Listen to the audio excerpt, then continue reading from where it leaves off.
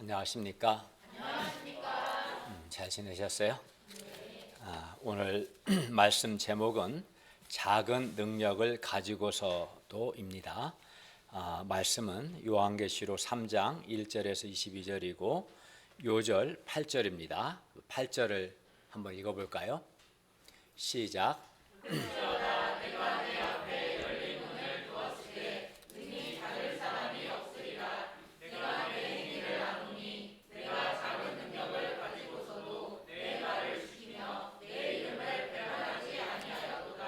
기도하겠습니다. 은혜로우신 주님, 오늘도 저희가 살아계신 하나님께 예배 드릴 수 있도록 은혜 주심을 감사합니다. 우리가 드리는 예배가 성부 하나님, 성자 하나님, 성령 하나님을 기쁘시게 하는 그런 예배가 되게 하여 주시고 주님의 말씀을 통해서 우리 마음이 새로워지고 또 주님이 주시는 은혜의 풍성함을 누리게 하여 주시기를 기도합니다. 예수님의 이름으로 기도하였습니다. 아멘. 오늘 말씀은 주님께서 4대 교회와 또 어떤 교회가 나와요? 빌라델비아 교회와 라오디게아 이 세 교회에게 주시는 말씀이며 동시에 오늘 우리 한강 교회에게 주시는 말씀이기도 합니다. 오늘 말씀을 통해서 우리가 어떠한 교회가 되고 또 우리가 어떠한 신자가 되어야 하는가 배울 수 있기를 기도합니다. 제1장 살았다 하는 이름은 가졌으나 죽은 4대 교회 1절에서 6절입니다. 1절을 보십시오. 예수님은 4대 교회에게 하나님의 7영과 7별을 가지신 이로 자신을 나타내십니다. 이 예수님께서 4대 교회를 책망하십니다. 1절 하반절을 보십시오. 내가 내 행위를 아노니 내가 살았다 하는 이름은 가졌으나 죽은 자로다. 4대 교회는 사람들이 보기에는 아주 활기차고 생동감 있는 한마디로 살아있는 교회처럼 보였습니다. 그러나 주님께서 보실 때 4대 교회는 죽은 교회였습니다. 그러면 어떠한 교회가 죽은 교회입니까? 1절 죽은 교회란 2절을 보시면 하나님 앞에서 행위에 온전한 것을 찾을 수 없는 교회입니다. 그리고 또 4절 그 옷을 더럽힌 교회입니다. 그리고 여기서 그 옷이 더럽혀졌다는 것은 4대 교회가 세상과 타협하고 세속화되었다는 뜻입니다. 세속화되었다는 것은 세상같이 되었다. 세상 사람 불신자들의 그런 가치관과 크게 다르지 않다. 세상의 영향을 받았다 이런 뜻이죠. 세속화되었다는 것은. 그러니까 죽은 교회는 첫째는 하나님 앞에서 행위에 온전한 것을 찾을 수 없는 교회가 죽은 교회고, 둘째는 그 옷이 더럽혀진 곧 교회가 세상과 타협하고 세속화된 그런 교회가 죽은 교회라고 할 수 있습니다. 물론 4대 교회 신자들이 처음부터 그 옷이 더럽혀진 그런 교회는 아니었을 겁니다. 처음에는 주님의 구원의 은혜에 감사해서 세상과 타협하지 않고 세상과 구별되고 또 주님의 말씀에 순종하는 삶을 살았을 겁니다. 그러나 지금은 세상과 타협하고 세속화되었습니다. 그래서 예수님은 이런 4대 교회를 가리켜서 뭐라고 하셨어요? 죽은 교회다. 살았다 하는 이름은 가졌으나 너는 죽은 교회다. 이렇게 말씀하셨고, 또 2절에서는 하나님 앞에서 행위에 온전한 것을 찾을 수 없는 교회다.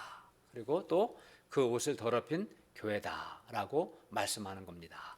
그러면 이렇게 책망받는 4대 교회는 이제 어떻게 해야 합니까?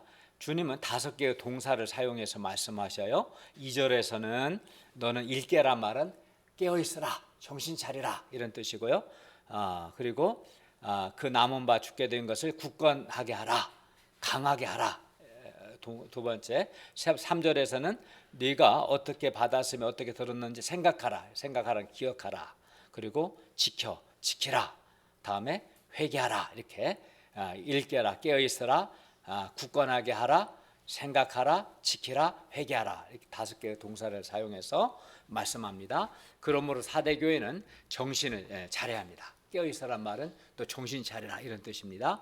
그리고 남은 바 죽게 된 것, 즉 남은 바 죽게 된 것은 아직은 세속화되지 않은 사람들을 가리키는데 이들을 굳건하게 해야 한다. 즉 강하게 해야 한다고 말씀합니다. 즉 그러니까 아직 세속화되지 않은 사람은 더 이상 세속화되지 않게 해야 한다라는 뜻입니다.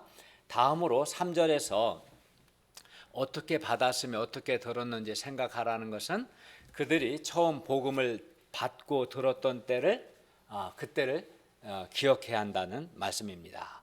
그들이 처음 복음을 받고 들었을 때는 그들이 세상과 타협하지 않았습니다. 그러므로 그때를 생각해야 한다, 기억해야 한다고 말씀합니다. 그때처럼 돼야 한다는 거겠죠. 그리고 그들이 받고 들은 이 복음의 말씀을 지켜야 합니다. 그러니까 처음 우리가 복음의 말씀을 들었을 때는 세상과 타협하지 않았는데 그때를 생각하고 기억하고 복음의 말씀을 지켜야 한다 말씀하고, 마지막으로 회개하라고 하셨죠. 세상과 타협하고 세속화된 것을 회개해야 합니다. 그리하면 죽은 사대교회가 어떻게 되겠어요? 살아나게 될 겁니다. 살아있는 교회가 될 것입니다. 그러나 만일 그들이 일깨지 않으면, 곧 정신 차리지 않으면 주님께서 도둑같이, 도둑은 예고하지 않고 그죠? 갑자기 오셔서 그들을 심판하실 것입니다. 그런데 4절을 보면 죽은 사대 교회에 그 옷을 더럽히지 않은 사람 몇 명이 있었습니다. 주님께서 보시기에 이들은 옷이 더럽혀지지 않았기 때문에, 즉 세상과 타협하지 않았고 세속화되지 않은 아주 살아있는 신자들이었습니다. 그러니까 사대교회가 전체가 다 더럽혀진 건 아니고 사대교회 안에 그 옷이 더럽혀지지 않은, 즉 세상과 타협하지 않고 세속화되지 않은 몇몇 신자들이 있었던 것이죠. 주님은 이들을 칭찬하시고 이들에게 상을 주십니다. 4, 5절을 보십시오. 그 옷을 더럽히지 아니한 사람들은 이긴 자들이 입는 흰 옷을 입고 우리 주님과 함께 다니며 그 이름이 생명책에서 결코 지워지지 않습니다.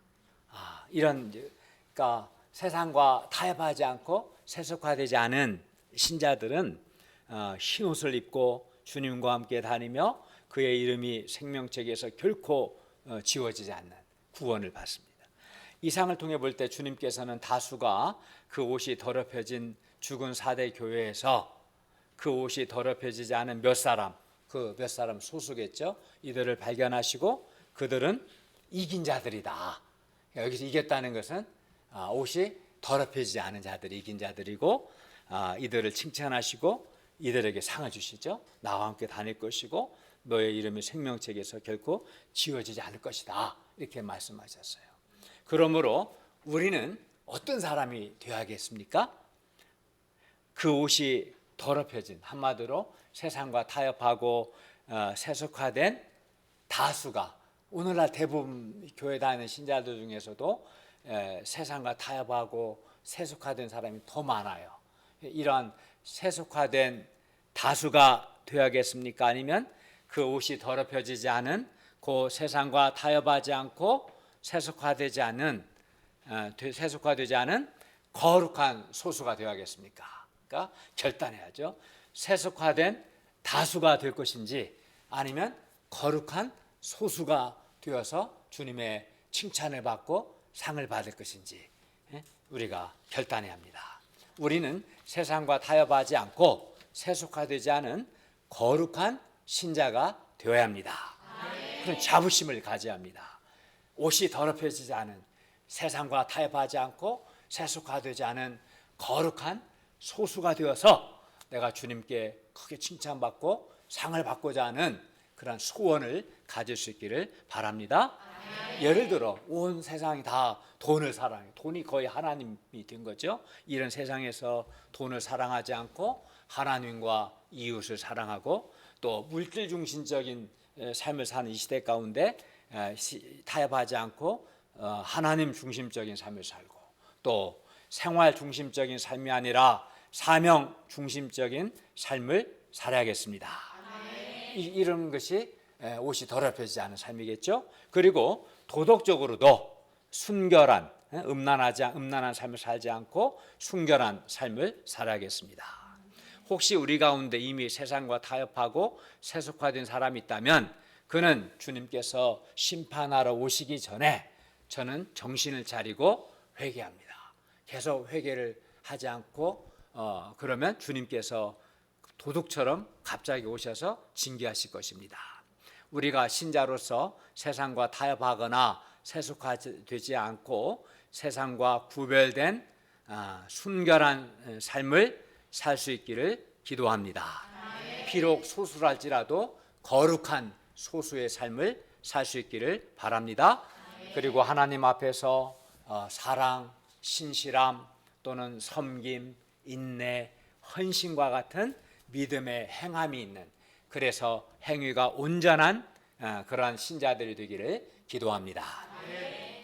제2장 작은 능력을 가지고서도 예수님의 말씀을 지키며 예수님을 배반하지 않은 빌라델비아 교회, 7절에서 13절 말씀입니다. 빌라델비아 교회는 서머나 교회와 함께 주님께 책망은 하나도 받지 않고 칭찬만 받은 아주 훌륭한 교회입니다. 7교회 중에서 가장 훌륭한 교회가 빌라델비아 교회, 그 다음에 서머나 교회고, 가장 나쁜 교회는 좀 이따 보게 될 라우디게아 교회입니다. 7절을 보십시오. 주님은 거룩하고 진실하사 다윗의 열쇠를 가지시니 곧 열면 닫을 사람이 없고 닫으면 열 사람이 없는 분으로 자신을 소개하십니다. 주님께서 다윗의 열쇠를 가지셨다는 것은 예수님께서 하나님 나라 메시아 왕국에 들어가게 하거나 들어가게 하지 못하게 할 수 있는 권한을 가지셨다. 즉 구원과 심판에 대한 권세를 가지셨다는 뜻입니다. 8절 상반절을 보십시오. 그런데 이 예수님께서 빌라델비아 교회 앞에 열린 문을 두셨어요. 닫힌 문이 아니라 열린 문을 두셨어요. 그 빌라델비아 교회에게 메시아 왕국 하나님 나라로 들어가는 열린 문을 두신 겁니다. 그리하여 빌라델비아 교회는 이 열린 문을 통해서 하나님 나라 메시아 왕국에 들어갈 수 있게 되었습니다. AD 70년에 예루살렘 성전이 파괴되는데요. AD 70년 이후에 기독교는 유대인 회당에서 쫓겨났어요. 그건 여러 번 설명했죠. 빌라델비아 교회 신자들도 유대인 회당으로부터 쫓겨났습니다. 그리고 당시 유대인 회당은 로마 당국으로부터 이제 유대교는 합법 종교로 인정을 받았어요, 당시에. 그래서 유대인 회당은 로마 당국으로부터 여러 혜택과 보호를 받고 있었습니다. 반면 기독교는 유대인 회당으로부터 쫓겨났기 때문에 이러한 보호를 받지 못하게 되었어요. 뿐만 아니라 소아시아 일부 지역에서는 유대인들로 인해 로마 당국으로부터 박해까지 받았습니다. 빌라델비아 교회가 유대인 회당으로부터 쫓겨났기 때문에 그들은 유대인 회당에 들어가는 문은 닫힌 거죠. 그죠? 영원히 쫓겨났으니까 유대인 회당으로는 다시 못 들어가는 거죠. 쫓겨났기 때문에 여러 가지 이제 불이익을 받게 된 거예요. 힘든 거죠, 마음이. 그러나 주님께서 빌라델비아 교회를 위해서 열린 문을 두셨기 때문에 비록 유대인 회당으로 들어가는 문은 닫혔지만 메시아 왕국 하나님 나라로 들어가는 문은 열렸어요. 그러니까 빌라델비아 교회에게 더 잘 된 거죠. 유대인 회당에 들어간다 해서 구원받는 것도 아닌데 오히려 유대인 회당에서 쫓겨났지만 하나님 나라로 들어가는 문이 열렸기 때문에 더 잘 된 겁니다. 그리하여 주님께서 빌라델비아 교회 앞에 열린 문을 두셨다는 사실이 유대인 회당에서 쫓겨난 빌라델비아 신자들에게 큰 위로와 소망이 되었을 것입니다. 그러면 주님께서 왜 빌라델비아 교회 앞에 이렇게 하나님 나라에 들어갈 수 있는 열린 문을 두셨을까요?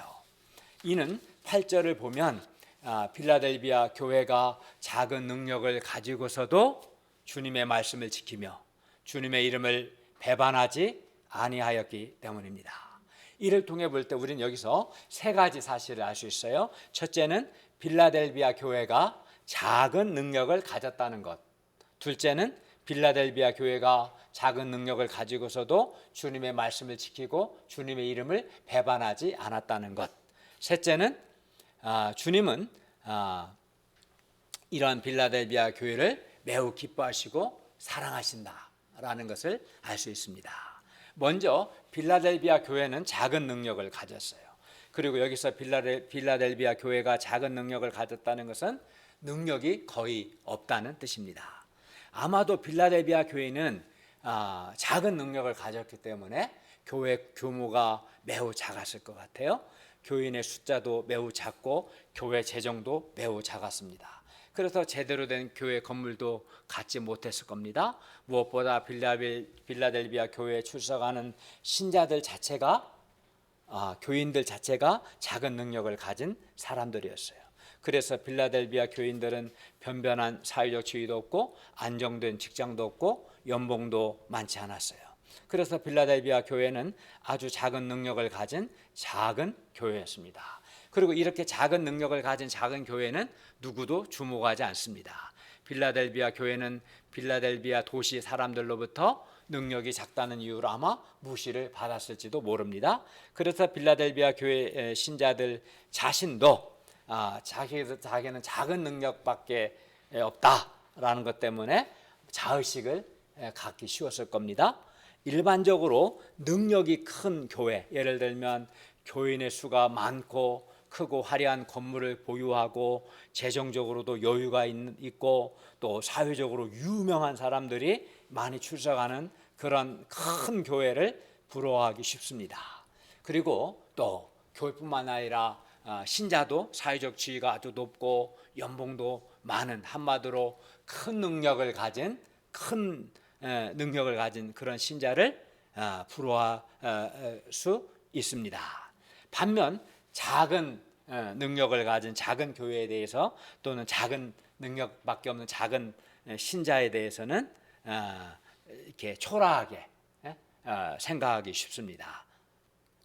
다음으로 빌라델비아 교회는 이렇게 작은 능력을 가지고서도 예수님의 말씀을 지키며 예수님의 이름을 배반하지 않았습니다. 책망을 받는 교회들을 보면 어떤 이유에서건 주님의 말씀을 지키지 못했다는 것을 알 수 있습니다. 때로는 외부적인 핍박 때문이든 또는 내부적인 유혹 때문이든 어쨌든 그들은 처음 받았던 주님의 말씀을 지키지 못했어요. 예를 들어 우리가 방금 본 사대교회는 그 옷이 더럽혀졌어요. 세상과 타협하고 세속화되었습니다. 우리가 지난번에 배웠던 버가모 교회나 두아데라 교회는 혼합주의에 빠져서 니골라당의 교훈이나 이세벨의 교훈을 용납했습니다. 에베소 교회는 어땠습니까? 처음 사랑을 버렸습니다. 주님의 말씀을 지키지 않은 거죠. 어쨌든 그러나 빌라델비아 교회는 작은 능력을 가지고서도 주님의 말씀을 굳게 지켰습니다. 빌라델비아 교회는 더럽혀지지도 않았고 세상과 타협하지도 않았고 세속화되지도 않았고 혼합주의를 용납하지도 않았습니다. 빌라델비아 교회는 생존하기도 힘든 작은 능력을 갖고서도 주님의 말씀대로 살고자 몸부림쳤습니다. 또한 주님의 이름을 배반하지도 않았습니다. 여기서 주님의 이름을 배반하지 않았다는 것은 그들이 핍박과 유혹의 때에도 여전히 예수님만이 구원자이시고 예수님이 하나님이시며 예수님만이 우리가 경배하고 충성하고 순종해야 할 주님이시라는 것을 굳게 믿고 이 예수님께 대한 믿음과 충성을 지켰고 또 주님께 신실했음을 의미합니다. 이것이 주님의 이름을 배반하지 않았다는 것이에요. 예수님 당신이 우리의 구원자시고 우리의 하나님이시고 우리의 주님이십니다. 이걸 굳게 믿고 예수님께 대한 사랑과 충성과 헌신을 끝까지 지켰다. 이게 주님의 이름을 배반하지 않았다는 뜻입니다. 그렇기 때문에 주님 입장에서 어떻게 했어요? 주님께서는 이러한 빌라델비아 교회를 매우 칭찬하시고 사랑하신 것이죠. 얼마나 사랑스럽겠습니까? 작은 능력, 큰 능력 갖고도 주님의 말씀을 지키지 않는 자들이 많은데 작은 능력을 가지고서도 주님의 말씀을 지키고 주님의 이름을 배반하지 않은 빌라델비아 교회가 주님이 보시 얼마나 사랑스럽겠습니까? 주님은 빌라델비아 교회를 위해서 8절에서는 열린 문을 두셨을 뿐만 아니라 9절을 보면 사탄의 회당 곧 자칭 유대인이라 하나 그렇지 않고 거짓말하는 자들 중에서 몇이 빌라델비아 교회에게 항복하게 하심으로 주님께서 빌라델비아 교회를 사랑하시는 줄 알게 하십니다. 뿐만 아닙니다. 10절을 보십시오. 빌라델비아 교회가 주님의 인내의 말씀을 지켰은즉, 인내의 말씀을 지켰다는 것은 주님의 말씀을 지키는 데는 인내가 필요하다는 뜻입니다. 그래서 주님 또한 빌라델비아 교회를 지켜서 장차 온 세상에 임하여 땅에 거하는 자들을 시험하는 시험의 때를 면하게 해주십니다. 그런데 땅에 거하는 자들은 요한계시록에서 사탄에게 속한 자들을 가리키는 전문 용어이기 때문에 여기서 땅에 거하는 자들에게 임하는 시험은 한마디로 심판, 곧 둘째 사망을 가리킵니다. 죽은 후에 불과 유황이 타는 불못에 던져지는 것이 여기서 말하는 시험, 심판입니다. 그러므로 빌라델비아 교회는 서머나 교회처럼 둘째 사망의 해를 받지 않습니다. 11절을 보면 주님은 빌라델비아 교회에게 면류관을 주시고 12절을 보면 주님은 빌라델비아 교회가 하나님 성전의 기둥이 되게 하시고 결코 나가지 않게 하십니다. 여기서 하나님 성전의 기둥이 되고 결코 다시 나가지 않는다는 것은 하나님의 백성으로서의 위치가 확고하다는 것, 하나님 성전으로부터 쫓겨나지 않는 것을 의미합니다. 주님께서는 또 하나님의 이름과 하나님의 성 곧 하늘에서 하나님께로부터 내려오는 새 예루살렘의 이름과 주님의 새 이름을 빌라델비아 교회 위에 기록함으로써 이렇게 하는 목적은 빌라델비아 교회가 주님의 소유다, 나의 교회다라는 것을 다시 한번 확고하게 하십니다. 이를 통해 볼 때 작은 능력을 가지고서도 주님의 말씀을 지키고 주님의 이름을 배반하지 않은 교회를 주님께서 얼마나 크게 기뻐하시고 또 사랑하시고 또 크게 복을 주시는가 배울 수 있습니다. 그러니까 신앙은 인격적인 거예요. 우리가 주님 빌라델비아 교회처럼 비록 작은 능력밖에 없을지라도 주님의 말씀을 지키고자 애쓰고 주님의 이름을 배반하지 않을 때 주님은 그러한 교회를 매우 크게 기뻐하시고 사랑하시고 복을 주시는 거겠죠. 그러나 이제 뒤에 배우게 되겠지만 라오디게아 같은 교회는 혼날 일밖에 안 했거든요. 책망받는 거예요. 책망받을 행동만 하고 크게 칭찬받는다는 것은 말이 안 되겠죠. 그죠? 예. 그러므로 이제 빌라델비아 교회는 어떻게 해야 합니까? 11절을 보십시오. 내가 속히 오리니 네가 가진 것을 굳게 잡아 아무도 너의 면류관을 빼앗지 못하게 하라. 빌라델비아 교회는 그들이 가진 것, 그 작은 능력을 가지고서도 주님의 말씀을 굳게 지키고 주님의 이름을 배반하지 않는 삶을 계속해서 살아야 합니다. 그들이 지금까지 해온 것처럼 앞으로도 그렇게 하면 됩니다. 빌라델비아 교회는 큰 능력을 가진 교회를 부러워하거나 큰 능력을 가진 교회가 되려고 할 것이 아니라 앞으로도 계속해서 작은 능력을 가지고서도 주님의 말씀을 지키고 주님의 이름을 배반하지 않는 주님께 신실한 교회가 되고자 하면 충분합니다. 빌라델비아 교회는 주님께서 어떤 교회를 칭찬하시고 사랑하시는가, 우리가 어떤 교회가 되어야 하는가 매우 분명하게 가르쳐 주십니다. 세상에서는 작은 능력을 가진 교회나 작은 능력을 가진 신자는 별로 주목하지도 않고 별로 인정하지도 않습니다. 어떤 사람은 작은 능력을 가진 교회나 작은 능력을 가진 신자를 작은 능력밖에 없다고 무시하는 사람도 있습니다. 반면 큰 능력을 가진 교회나 큰 능력을 막 연봉도 많고 사회적으로 높은 지위에 있고 그런 큰 능력을 가진 신자는 또 인정합니다. 예를 들어 교회 규모가 크고 교회 재정도 크고 건물도 화려한 교회가 마치 좋은 교회라고 생각합니다. 신자도 높은 사회적 지위가 있고 연봉도 많고 능력이 많은 신자가 마치 신앙이 좋은 신자인 것처럼 생각하고 이제 그러한 교회나 신자를 크게 보고 인정하는 사람들이 있습니다. 옛날이나 지금이나 세상은 사람의 겉모습과 외모를 보고 외모로 사람을 평가합니다. 그래서 교회인 수가 몇 명 안 되고 교회 건물도 없고 재정도 적은 작은 교회에 다니는 것을 부끄러워하거나 아니면 자의식을 갖는 그러한 신자가 있을 수도 있습니다. 또 자신이 작은 능력을 가진 것에 대해서 부끄러워하거나 움츠러들거나 자의식을 느낄 수도 있습니다. 예를 들어 집이 없는 전세 사는 거, 연봉이 많지 않은 거, 자동차가 없는 거, 좋은 학벌을 갖지 않은 것 등에 대해서 부끄러워하거나 자의식을 가질 수 있습니다. 왜냐하면 세상은 사람을 외모로 평가하기 때문입니다. 세상은 작은 능력을 가진 교회나 신자를 인정하지 않기 때문입니다. 세상은 그렇습니다. 그러나 우리 주님은 다릅니다. 빌라델비아 교회와 정반대되는 라오디게아 교회를 통해서도 우리가 다시 한번 확인하겠지만 주님은 교회나 신자의 외모를 보시지 않고 외적인 것으로 평가하지 않으십니다. 주님은 빌라델비아 교회가 작은 능력을 가졌다고 해서 그 교회가 아주 작은 능력밖에 없죠. 그렇다고 해서 결코 작게 여기거나 또는 무시하거나 하지 않으셨습니다. 오히려 작은 능력을 갖고서도 주님의 말씀을 지키고 주님의 이름을 배반하지 않은 것을 크게 칭찬하시고 그러한 빌라델비아 교회를 사랑하셨습니다. 그러므로 우리는 큰 능력을 가진 교회, 큰 능력을 가진 신자를 부러워하고 그런 교회와 그런 신자가 되려고 할 것이 아닙니다.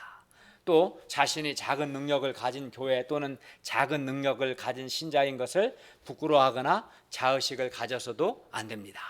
오히려 비록 작은 능력을 가졌을지라도 주님의 말씀을 지키고 주님께 신실한 그러한 교회와 그러한 신자가 되고자 해야 합니다. 그러면 주님께서 매우 크게 칭찬하시고 사랑하시고 크게 상을 주실 것입니다.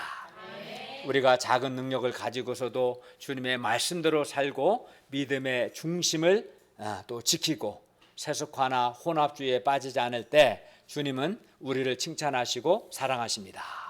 그러므로 우리가 능력이 작은 것을 힘들어하지 않고 작은 능력을 갖고서도 주님의 말씀을 지키고 주님을 배반하지 않는, 그래서 주님께서 크게 칭찬하시고 사랑하시고 주님께서 상과 복을 주시는 그러한 교회, 그러한 신자가 되기를 간절히 기도합니다. 제3장 차지도 뜨겁지도 않고 미지근한 라오디게아 교회 14절에서 22절 말씀입니다. 14절에서 22절은 주님께서 라오디게아 교회에게 주시는 말씀입니다.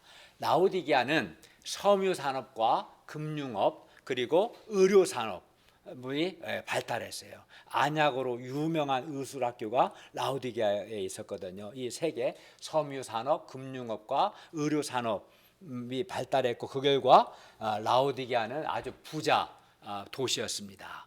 그리고 라오디게아 교회 역시 7교회 중에서 가장 부유하고 부족한 것이 없는 가장 규모가 큰 교회였어요. 그러니까 도시 전체도 부유했고 교회도, 라오디게아 교회도 부유했던 거죠. 그러나 동시에 7교회 중에서 유일하게 칭찬은 받지 않고 오직 책망만 받은 교회였습니다. 7교회에서 가장 주님께서 보실 형편없는 가장 나쁜 교회였던 거죠. 그러면 주님께서 라오디게아 교회를 책망하시는 이유가 뭡니까? 이는 라오디게아 교회가 차지도 아니하고 뜨겁지도 아니하고 미지근하기 때문입니다. 미지근하기 때문입니다. 15, 16절을 읽겠습니다. 시작. 내가 내 행위를 아노니 내가 차지도 아니하고 뜨겁지도 아니하도다. 내가 차든지 뜨겁든지 하기를 원하노라. 내가 이같이 미지근하여 뜨겁지도 아니하고 차지도 아니하니 내 입에서 너를 토하여 버리리라. 라오디게아 교회의 문제는 한마디로 뭡니까? 미지근한 신앙입니다. 그리고 미지근하다는 것은 차지도 않고 뜨겁지도 않고 미지근한 거잖아요. 여기서 이제 물론 은유적인 표현인데 여기서 신앙이 미지근하다는 것은 주님께 대한 애매모호한 태도라고 할 수 있어요. 그러니까 신앙생활은 하는데 예배도 나오고 하는데 회개와 믿음의 결단이 없는, 우유부단하고 입으로 고백은 하지만 삶의 변화가 없는, 형식적으로 예배는 드리지만 삶의 열매나 영적 성장이 없는 그러한 신앙, 이러한 신앙이 한마디로 미지근한, 그러니까 애매모호한 거예요. 분명한 회개가 있고 믿음의 결단이 있고 주님께 대한 순종이 있고 그래야 삶의 변화도 있고 열매도 있고 성장이 있는데 그게 없어요. 불신자냐? 불신자도 아니야. 그러나 그건 똑바로 하냐? 그것도 아니고 애매모호한 거예요. 미지근한 거죠. 주님께서 라오디게아 교회가 차지도 뜨겁지도 아니하고 미지근하기 때문에 토하여 버리겠다고 하신 말씀은 당시 골로새의 차가운 물과 히에라폴리스의 뜨거운 물과 라오디게아의 미지근한 물을 배경으로 하고 있어요. 라오디게아 북쪽에 위치한 히에라폴리스에서 분출되는 뜨거운 온천물은 약용으로 쓰였어요. 온천물로 그 의료적인 목적으로 쓰였고요. 라오디게아 남동쪽에 위치한 골로새 지역에서 분출되는 차가운 물은, 그러니까 히에라폴리스에서는 뜨거운 물이 나왔는데 온천수로 약용으로 쓰였고, 골로새 남동쪽에 있는 라오디게아 남동쪽에 있는 골로새에서 나오는 물은 아주 차가운 물이었는데 이는 아주 시원한 생수로 쓰였어요. 그러니까 각기 용도가 있는 거죠. 아주 시원한 생수를 하든지 뜨거운 온천수를 사용하든지. 그러니까 차지도 아니하고는 골로새 지역에서 분출되던 매우 차갑고 신선한 물을 배경으로 하신 말씀이죠. 차지도 않다는 말은 골로새에서의 그 차가운 물도 아니고, 그리고 뜨겁지도 않다는 말은 히에라폴리스에서 분출된 그 온천수, 매우 뜨거운 온천수, 그런 물도 아니다는 거죠. 라오디게아는. 당시 라오디게아는 그러니까 굉장히 부자 도시였지만 물이 좋지 않았어요. 물이 좋지 않아서 라오디게아로부터 약 한 10km 정도 떨어져 있는 데니즐리라는 곳에서 미네랄 성분이 있는 뜨거운 물을 파이프를 통해서 공급을 받았는데, 물이 파이프를 통해 라오디게아까지 오는 과정에서 미지근해져서 물을 먹으면 이제 구토가 날 정도였다고 해요.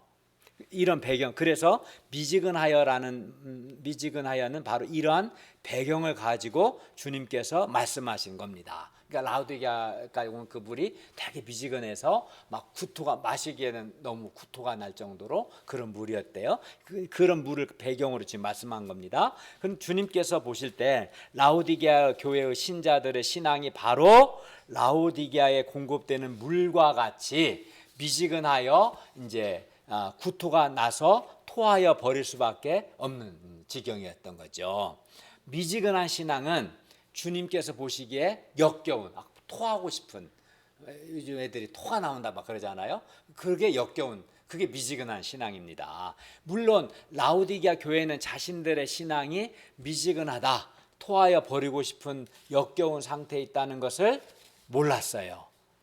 몰랐어요. 여기 17절 하반절 알지 못하노다라는 부분, 그들은 그걸 깨닫지 못했습니다. 그러나 회개와 믿음의 결단이 없이 하나님과 세상에 양다리 걸친 신앙, 또 주님을 믿는다고는 하지만 주님께 대한 감사와 헌신과 충성과 열정이 없는 신앙, 그래서 삶의 변화와 열매가 없고 영적인 성장이 없는 신앙은 주님께서 보시기에 토하여 버리고 싶은 미지근한 신앙입니다. 주님은 미지근한 신앙에 대해서 막 토하고 싶은, 역겹다, 이렇게 보시는 거예요. 회개가 없어요. 믿음의 결단이 없어요. 주님께 대한 순종이 없고 주님께 대한 사랑과 감사와 헌신이 없는 그런 신앙이 바로 역겨운 미지근한 신앙입니다. 그렇기 때문에 우리는 이러한 미지근한 신앙을 회개해야 합니다. 그러면 그들은 왜 이처럼 뜨겁지도 않고 차지도 않는 미지근한 신앙에 머물러 있었을까요? 이는 라오디게아 교회의 거짓된 자기만족 때문이었습니다. 여기서 거짓된 자기 만족은 만족하면 안 되는데 만족한 잘못된 만족, 자기 착각이라고 할 수 있을 겁니다. 17절을 보면 라오디게아 교회는 물질적으로 부자였고 부유하여 부족한 것이 없었습니다. 라오디게아 교회는 헌금이 차고 넘쳤고 크고 화려한 건물도 갖고 있었고 풍부한 인적 자원들도 갖고 있었어요. 그리고 그들은 그러한 교회에 다니는 것에 만족했습니다. 그리고 그들은 그들의 그러한 물질적인 부유함이 자신들의 영적 신앙적인 부요를 대변해 준다고 착각했어요. 물질적으로 부유하다고 해서 영적으로 부유한 건 아닌데 착각한 거죠. 그들은 자신들의 신앙은 아무 문제가 없다, 오히려 나는 만족스럽게 신앙생활 잘하고 있다, 난 아무 문제가 없는데 왜 그러냐, 이렇게 생각했어요. 그러나 예수님이 보실 때 그들의 영적인 상태, 그들의 신앙 상태는 영적으로 곤고하고 즉 비참하고 가련하고 불쌍하고 눈멀고 벌거벗었습니다. 한마디로 영적으로 형편없었다는 거죠. 라오디게아 교회는 주님께 대한 사랑도 순종도 헌신도 없었습니다. 거룩한 삶의 열매도 없었습니다. 그들은 좋은 직장에 다니고 높은 사회적 지위가 있고 많은 연봉을 받고 있었지만 주님께서 보실 때 그들은 세상 것들로 더럽혀져 있었습니다. 세속적이었습니다. 그들은 주님께 대한 뜨거운 감사도 사랑도 열정도 없었고 거룩하고 순결한 삶도 없었습니다. 이게 바로 미지근한 신앙이요 토하고 싶은 신앙입니다. 아마도 오늘날 대형교회 다니는 부자 신자들이나 세상적으로 좋은 인간적인 조건을 가진 신자들 중에 이런 사람들이 많을 겁니다. 나는 연봉도 많고 사회적 지위도 높고 나는 큰 교회 다니기 때문에 나는 아무 문제 없어, 이런 영적 자기 기만, 자기 착각에 빠진 자들이 많을 겁니다. 물질적으로는 부자지만 신앙적으로는 곤고하고 비참하고 가련하고 불쌍하고 가난하고 눈멀고 벌거벗은 자들이 바로 이러한 미지근한 신앙을 가진 자들입니다. 그러면 라오디게아 교회는 어떻게 합니까? 18절을 보십시오. 한번 읽어볼까요? 시작. 내가 너를 권하노니 내게서 불로 연단한 금을 사서 유하게 하고 흰옷을 사서 입어 벌거벗은 수치를 보이지 않게 하고 안약을 사서 눈에 발라 보게 하라.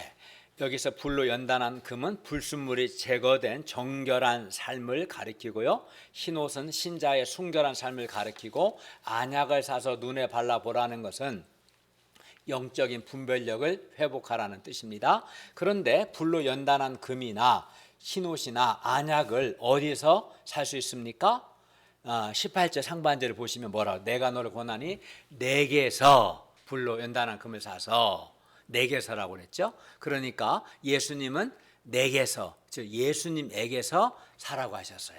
그러므로 예수님에게서 이러한 것들을 살 수 있습니다. 그래서 예수님은 20절에서 볼지어다 내가 문 밖에 서서 두드리노니 누구든지 내 음성을 듣고 문을 열면 내가 그에게로 들어가 그와 더불어 먹고 그는 나와 더불어 먹으리라 말씀합니다.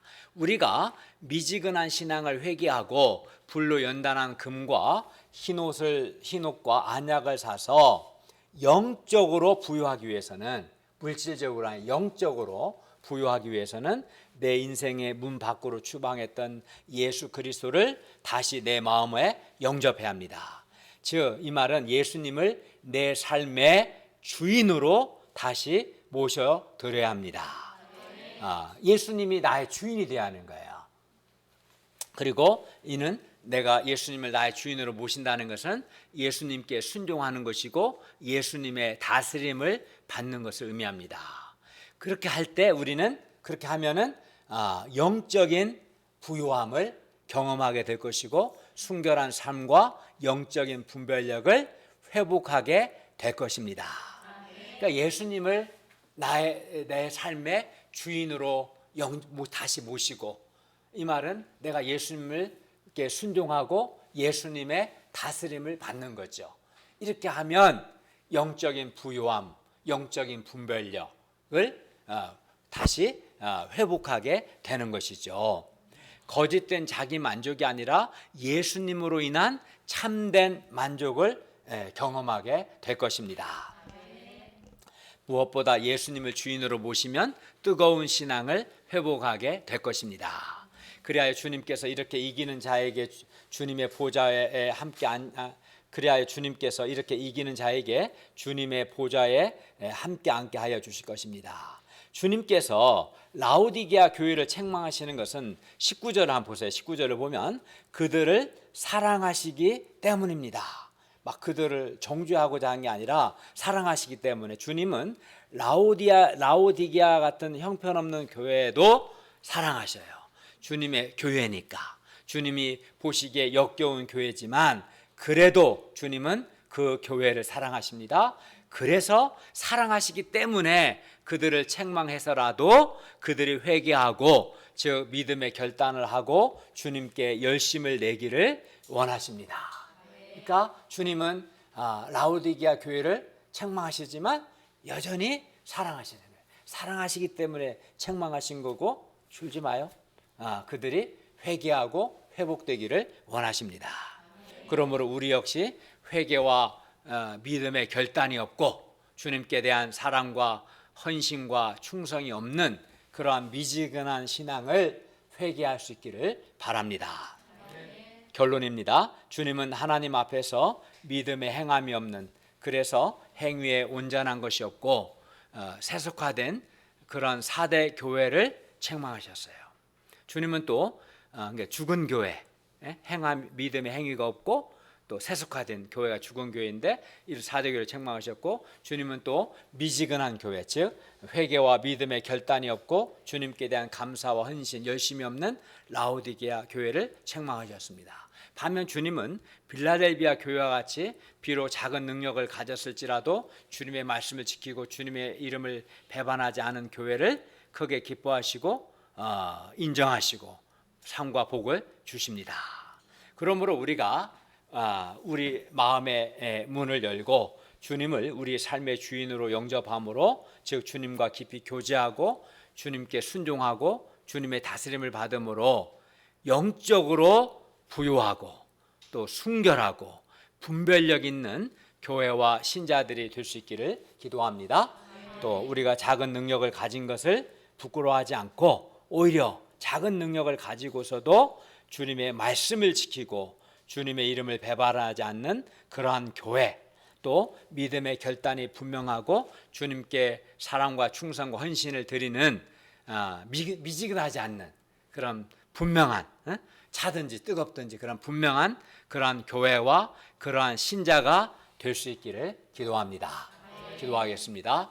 은혜로우신 주님, 오늘 말씀을 통해서 저희가 이 4대 교회와 같은 죽은 교회가 되지 않고 도리어 살아있는 교회, 세속화되지 않고 또 믿음의 행함이 있는 교회가 되게 하여 주시고, 무엇보다 빌라델비아 교회처럼 비록 작은 능력을 가진 교회나 신자일지라도 주님의 말씀을 지켜 행하고 주님의 이름을 배반하지 않는 그런 교회, 그런 신자가 되게 하여 주시옵소서. 무엇보다 뜨겁지도 않고 차갑지도 않은 미지근한 신앙, 분명한 회개가 없고 분명한 믿음의 결단이 없는, 그래서 삶의 변화나 열매나 영적 성장이 없는, 주님께 감사와 헌신이 없는 그러한 미지근한 신앙을 회개하고 주님을 마음에 모시고 주님께 순종과 다스림을 받음으로 뜨거운 신앙을 회복할 수 있도록 그리하여 영적으로 부요하고 주님이 주시는 참 만족을, 기쁨을 누리도록 도와주시옵소서. 예수님의 이름으로 기도하였습니다. 아멘.